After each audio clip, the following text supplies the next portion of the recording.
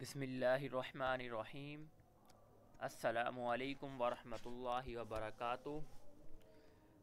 आज हम आसान तजवीदुल कुरान कोर्स की छठी क्लास पढ़ने जा रहे हैं। इससे पहले पाँचवीं क्लास में हमने ये पढ़ा कि हरूफ मुस्तालिया और हरूफ शीबा मुस्तालिया कौन से हैं। शीबा मुस्तालिया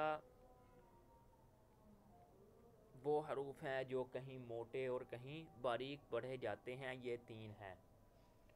आगे हम इसी के बारे में पढ़ेंगे कि अलिफ कहाँ मोटा पढ़ा जाएगा, कहाँ बारीक, लाम कहाँ मोटा पढ़ा जाएगा, कहाँ बारीक, और रा कहाँ मोटा पढ़ा जाएगा, कहाँ बारीक। आज हम अलिफ का मुकम्मल कायदा पढ़ेंगे, लाम का हम कुछ हिस्सा पढ़ेंगे और रा हम इंशाअल्लाह अगले सबक में पढ़ेंगे। सबसे पहले हम पढ़ते हैं अलिफ का कायदा। अलिफ कहाँ मोटा पढ़ा जाएगा और कहाँ बारीक। अलिफ वहाँ मोटा पढ़ा जाएगा जहाँ अलिफ से पहले वाला हरूफ मोटा हो तो अलिफ की आवाज़ भी मोटी निकाली जाएगी। यानी कि आगे मिसाल में पढ़ते हैं हम। मिसाल नंबर 1, क़ाला पढ़ते वक्त अलिफ की आवाज़ मोटी निकाली जाएगी। क्यों? क्योंकि क़ाला में अलिफ से पहले क़ाफ आ रहा है और क़ाफ मोटे अल्फाज में आता है। हमने मोटे जो 7 हरूफ पढ़े हैं उनमें क़ाफ आता है। अब क़ाफ अलिफ से पहले आ रहा है, अलिफ से पहले मोटा हरूफ क़ाफ आ रहा है, हम अलिफ को यहाँ मोटा पढ़ेंगे। क़ाला। दूसरी मिसाल देखते हैं, जैसे हम नमाज में पढ़ते हैं, गैरिल मग़ज़ूबि अलैहिम वलद्दाल्लीन।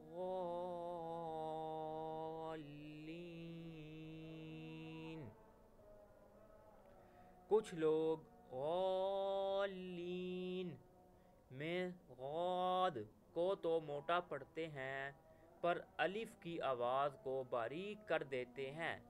ये गलत है। अगर अलिफ को लंबा कर रहे हैं तो इसकी आवाज़ भी मोटी निकाली जाएगी। ग़ाद भी मोटे हरूफ में आता है। अब मोटे हरूफ में देखो, जो ग़ाद है ये भी मोटा हरूफ है, तो इससे बाद अलिफ आया, अलिफ से पहले ग़ाद आ गया, तो इसे ग़ा मोटा करेंगे।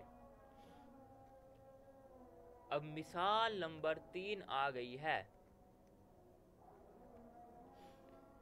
अगर अलिफ से पहले वाला हरूफ बारीक है, जैसे ला इलाहा में लाम बारीक है तो अलिफ की आवाज़ बारीक निकलेगी। दूसरा लफ्ज़ देखो, माला। अब अलिफ से पहले मीम बारीक है तो हम अलिफ को बारीक पढ़ेंगे, माला। तीसरी मिसाल, इज़ा ज़ाल बारीक है तो अलिफ इसके बाद है, अलिफ से पहले बारीक हरूफ है, इज़ा, इसे हम बारीक पढ़ेंगे। आगे चौथी मिसाल है जाला। अब जीम बारीक है, इससे बाद अलिफ है, यानी अलिफ से पहले जो लफ्ज़ है वो बारीक है, तो इसे हम बारीक पढ़ेंगे, जाला। यहाँ अलिफ की आवाज़ बारीक है क्योंकि अलिफ से पहले वाला हरूफ बारीक है, हर्फ बारीक है।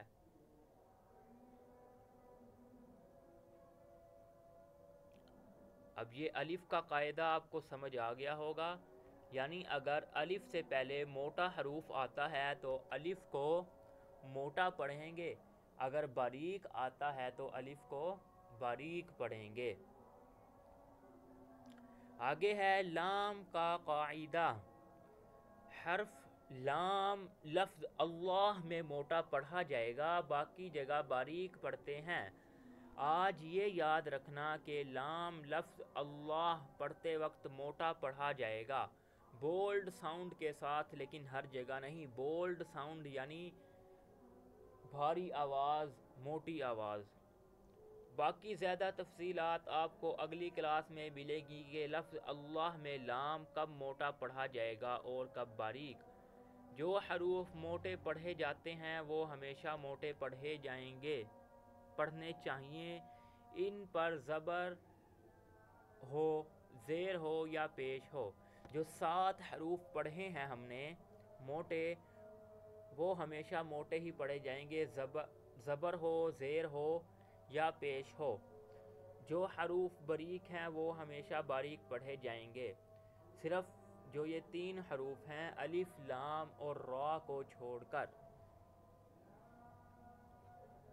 اب الف کا ہم نے پڑھا کہاں موٹا پڑھا جائے گا، کہاں باریک، اور اللہ میں لام موٹا پڑھا جائے گا، وہ بھی ہر جگہ، ہر لفظ اللہ میں نہیں۔ ہم اس کی باقی تفصیلات اگلے سبق میں دیکھیں گے کہ اللہ کہاں اللہ لکھا ہو تو ہم نے لام کو موٹا پڑھنا ہے، کہاں اللہ لکھا ہو تو باریک پڑھنا ہے۔ آج کا سبق کا اصل جو ہے قاعدہ وہ ہم نے مکمل تفصیل کے ساتھ وہ ہم نے پڑھا ہے الف کا۔ آج کے سبق کا خلاصہ: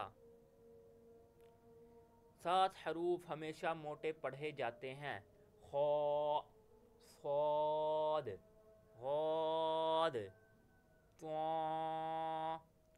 ظا، غین، قاف۔ 3 حروف کبھی موٹے پڑھے جاتے ہیں، کبھی باریک: الف، لام،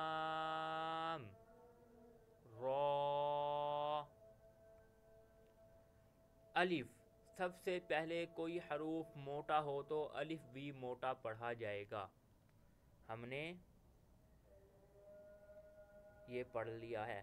الف سے پہلے کوئی حروف موٹا نہ ہو تو الف بھی باریک پڑھا جائے گا۔ اگر الف سے پہلے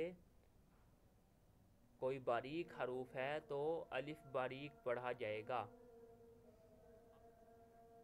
لام لفظ اللہ میں موٹا پڑھا جائے گا، پر ہمیشہ نہیں، یعنی کچھ جگہ جو اللہ لکھا آئے گا اس میں بھی لام باریک ہوگا۔ اس کی مکمل تفصیل ہم اگلے سبق میں پڑھیں گے۔